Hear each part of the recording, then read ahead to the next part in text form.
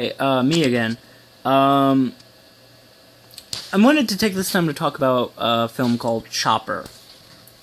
I believe it came out in 2002, I think? I'm not sure. I don't have, like, a computer next to me that I can look at while I record, so I'm just gonna wing it. Chopper was a great film. Very good film. It was a lot like Bronson, which is like my second or third favorite movie ever. This one is I turned into Shaggy there. This one's good. I don't think it's as good as Bronson. I thought a lot of people look at Bronson and say it's just a crazy guy fighting for the whole movie, and there's no character, there's no plot. Well, this film, Bronson had character.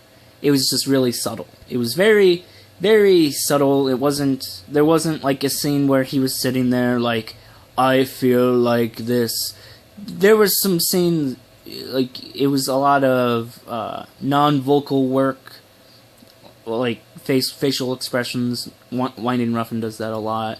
He likes to tell the story visually instead of conventional, like, exposition, like, this is how I feel, or telling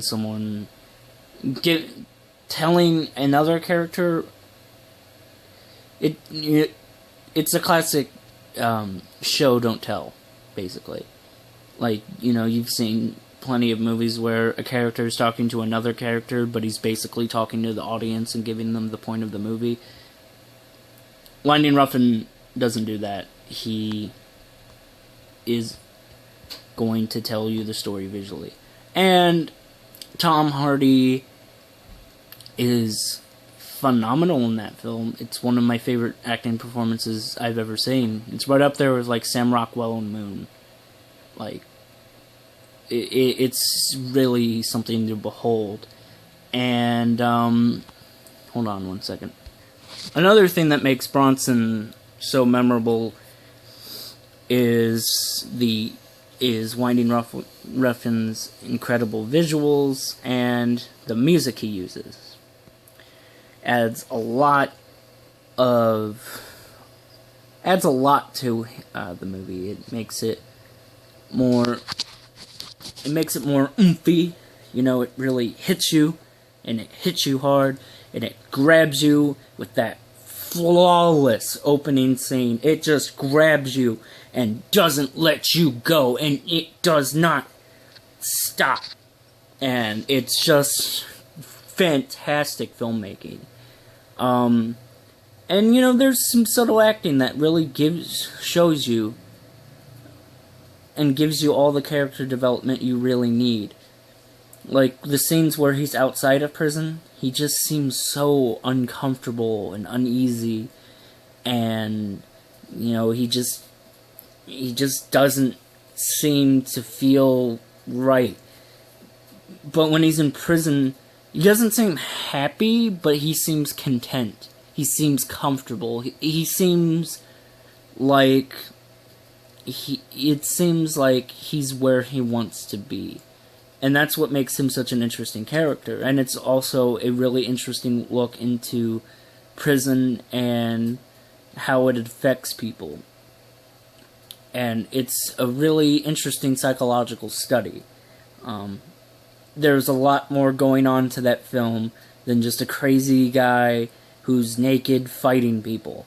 And it's rather irritating when people just, dismiss the film as just that. But whatever. I mean, people can have different taste. But there's more to Bronson than just fighting. But anyway, now to Chopper. Now that I've done a review of Bronson, it's kind of hard not to talk about both of these films because they're very similar. Very similar. Chopper is also based on a real-life person, an Australian prisoner called, I think his name was Mark Chopper Reed. I think that was his name. His name's Chopper because he cut off about this much of his ear so he could be moved to a different prison or a different cell or different thing like that. And that kind of made him really infamous and like, whoa. You know, and this guy is similar, like he's kind of a bigger guy. He's quick to anger. He has tattoos and all that stuff. But they are incredibly different at the same time. They're incredibly similar, but they're incredibly different at the same time. Because Chopper, it's really more it's really the Chopper character. He does these violent things, but he seems to feel remorse literally a second after doing them. He seems a lot more emotional, a lot more remorseful, and a lot more outerly emotionally. He shows his emotion, he wears his emotions on his sleeve, where Bronson seems to just bottle them up, and then they explode into whatever he's into, like fighting or whatever. In Chopper, he violently stabs a man multiple times, and then immediately says, "Are you alright? I'm sorry, man, don't worry, you'll be fine, you'll be okay." And then he calls the guards to come help him out. He violently beats someone up and then is like, "Oh man, like, are you okay? I'm sorry." Like, he apologizes. He shoots a guy in the head, and he's like, "Oh fuck, what did I do?" You know, he's an interesting character. He is. He's just as interesting as Bronson, just in a different way. But then near the end, spoilers. I should just say spoilers before every video, but whatever, fuck it. I don't care. This movie's like 10 years old, if not more, so whatever. But, near the end, he's in prison after he did some shit. He, like Bronson, has spent most of his adult life in prison.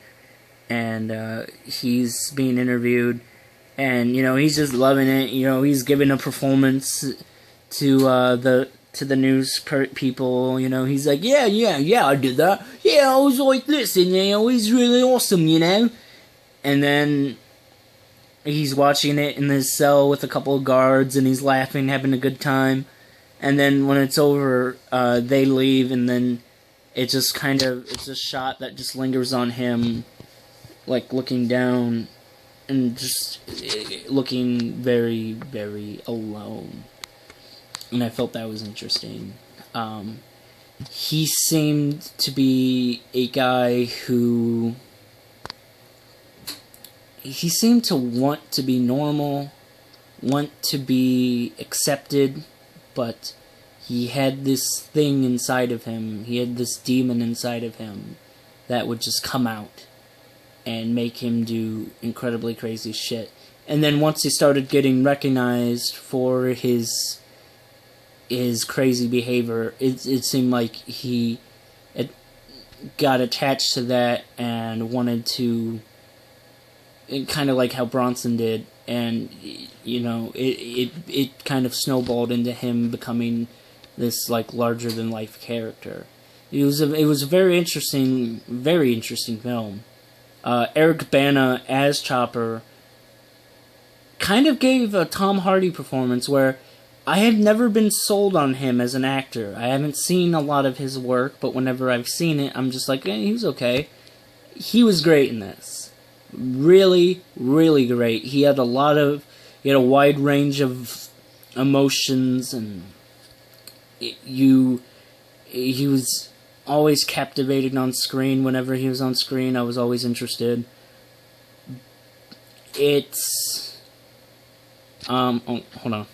I'm gonna pause. I'm gonna stop this, and then I'm gonna do my other one. All right, be right back.